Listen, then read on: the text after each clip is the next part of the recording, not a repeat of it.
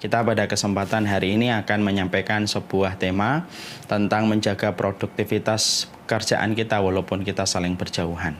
Oleh karenanya sebelum kita membahas tentang tema itu, saya ingin menampilkan sebuah video di mana video ini bisa menjadi perwakilan narasi sebelum nanti kita membahas tema, supaya kita lebih memahami dan lebih mudah untuk mengerti tentang apa yang kita sampaikan, terutama untuk saya dan terutama untuk keluarga saya, yaitu para sahabat saya di Pertamina Geothermal Lampung.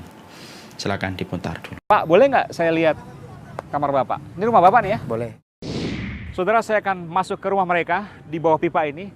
Saya akan cari tahu apa yang ada di bawah sini dan bagaimana mereka tidur. Ini Pak. Oh, ini pagar rumah ini? Iya. Oh. Saya duluan buka Bapak. Oke, silakan Pak. Misi ya Pak ya? Ayo mari Pak, mari Pak. Merunuk nanti kejedot kepalanya. Iya, iya, terima kasih. Cukup sulit untuk masuk. Ya. Ya. Ya. Dan inilah saudara, rumah dari Pak Darmanto. Betul ya Pak? Tidurnya sebelah sini Pak? Oh, ini nggak bisa berdiri, harus jongkok nih ya? Ya. Saya coba masuk boleh Pak ya? Boleh, Nah, permisi Pak ya? Merunuk lagi Pak. Nah, di sini kan lega Pak. Ada. Oh, ada yang lepas. Ya. Ya. Di sini jadi Bapak sehari-hari tidur? Tidur di situ. Kepala di sana, kaki di sini? Iya. Nah. Oke Pak.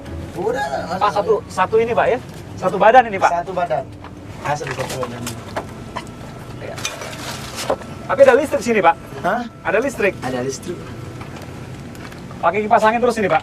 Nggak panas? Kalau ini panas kalau nggak pakai kipas. Nah, jadi nggak bisa ini hanya satu orang sini ya. Kalau satu keluarga tadi anak 3 gimana itu Pak? Ya kan kami kan duduk di sini. Istri saya, anak saya. Nah. Udah itu sorenya pulang kan.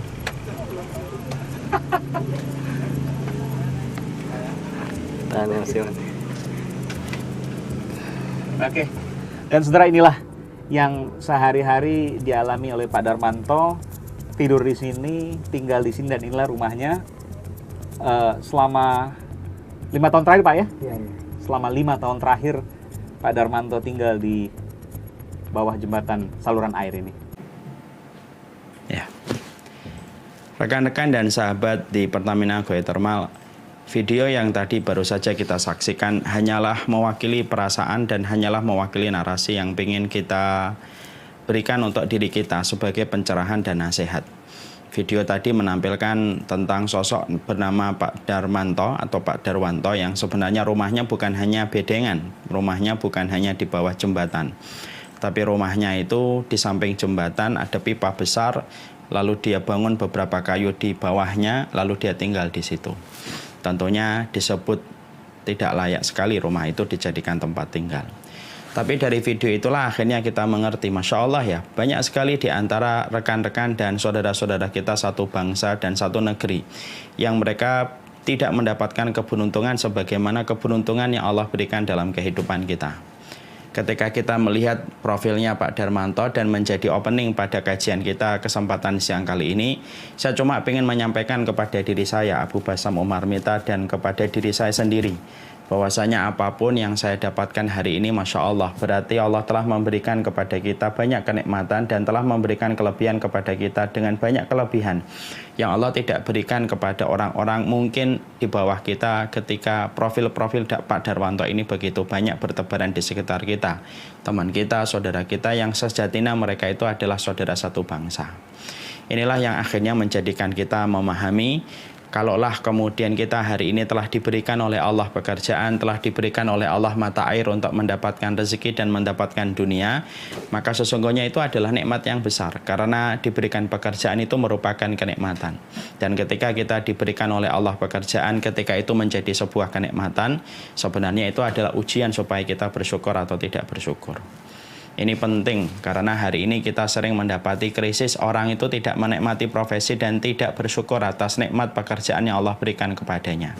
Mereka protes, mereka kemudian sering sekali membandingkan nasibnya dengan orang lain, sampai akhirnya timbul penyakit insecure dan lain sebagainya, disebabkan karena dia selalu melihat ke atas tetapi lupa untuk sejenak melihat ke bawah. Banyak orang yang mereka tidak memiliki pekerjaan dan mereka kebingungan apa yang harus mereka lakukan untuk mendapatkan pekerjaan supaya bisa mencukupi dirinya dan keluarganya. Dan ternyata itu begitu banyak, dan ketika kita jarang melihat kondisi-kondisi yang semacam ini, itulah yang menjadikan kenikmatan pada profesi dan pekerjaan yang Allah berikan kepada kita itu menjadi menguap, disebabkan kita melihat ke atas tetapi jarang sejenak untuk melihat ke bawah. Makanya sesungguhnya ketika hari ini siapapun mereka yang hari ini telah diberikan oleh Allah pekerjaan, di mana pekerjaan-pekerjaan yang Allah berikan kepada setiap manusia yang Allah tidak mudahkan bagi setiap orang, karena tidak semuanya dimudahkan oleh Allah diberikan pekerjaan. Ada yang disulitkan, ada yang dimudahkan mendapatkan pekerjaan. Orang yang mendapatkan pekerjaan ada yang pengeluarannya lebih besar daripada pemasukannya, ada orang yang di mana mendapatkan pekerjaan pendapatannya sama dengan pengeluaran yang dia miliki, tetapi banyak juga orang yang diberikan kenikmatan oleh Allah di dalam pekerjaan di mana pemasukan dia lebih besar daripada pengeluaran. Maka itu merupakan bagian dari nikmat yang saya khawatir kalau kita tidak memahami itu adalah nikmat, maka itulah yang menjadikan konsep lapangnya hati kita menjadi sempit ketika kita tidak mampu menikmati apa yang Allah sudah berikan dalam pekerjaan yang Allah pilihkan untuk kita. Nah, inilah yang menjadikan kita faham, wallahi demi Allah, diberikan pekerjaan itu merupakan sebuah kenikmatan, di mana ratusan ribu orang hari ini tidak punya rumah, di mana ratusan bahkan jutaan orang mereka bekerja di bawah garis kemiskinan ketika pengeluaran mereka lebih besar daripada pemasukan mereka. Dan kita mulai kajian kita, siapapun hari ini yang sudah diberikan pekerjaan sampai pemasukan yang dia dapatkan lebih besar daripada pengeluaran harian dan bulanan yang dia miliki, sungguh itu merupakan bagian dari nikmat, dan nikmat itu bersifat ujian kepada kita. Apakah kamu sudah bersyukur ataukah belum terhadap nikmat yang sudah diberikan ini? Kalau kita sudah sepakat bahwasanya kita hari ini sedang membandingkan diri kita dengan Pak Darwanto yang rumahnya di bawah pipa besar dan tentunya sangat tidak nyaman dan sangat tidak layak untuk dihuni, maka memang saya juga sepakat bahwasanya pekerjaan itu terbagi menjadi dua secara sederhana. Ada pekerjaan yang sesuai dengan kehendak hati kita, ada pekerjaan yang ternyata tidak sesuai dengan kehendak hati kita. Saya kadang-kadang menjumpai orang-orang yang bekerja, lalu saya tanya, memang Bapak suka dengan profesi pekerjaannya? Banyak yang mengatakan, saya suka Ustadz, sesuai dengan bidang saya ketika dulu belajar dan kuliah. Tapi tidak sedikit orang-orang yang mereka diberikan pekerjaan yang tidak sesuai dengan hobinya, tidak sesuai dengan keinginannya, bahkan juga tidak sesuai dengan belajar dan kuliahnya dulu. Tapi dia tetap bertahan di situ karena dia ingat kewajiban dia untuk mencukupi keluarga. Masya Allah. Tapi kalaulah kemudian kita diberikan oleh Allah pekerjaan, ada pekerjaan yang sejatinya itu sesuai dengan kehendak hati kita, ada pekerjaan yang sejatinya tidak sesuai dengan kehendak hati kita. Ada orang yang harus pergi ke tengah lautan beberapa hari, bahkan beberapa pekan, baru dia bisa pulang. Ada orang yang bekerja sampai meninggalkan keluarganya 2 bulan, baru berjumpa kembali dengan keluarganya dan berkumpul kembali dengan keluarganya. Memang begitulah dalam kehidupan kita.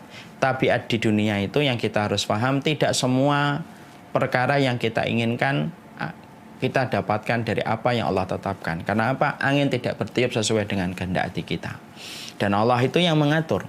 Allah yang kemudian mengatur semuanya secara detail. Ada orang yang diberikan pekerjaan sesuai dengan kehendak hatinya. Ada orang yang diberikan pekerjaan di mana pekerjaan itu sebenarnya sejatinya notabene tidak sesuai dengan kehendak hatinya.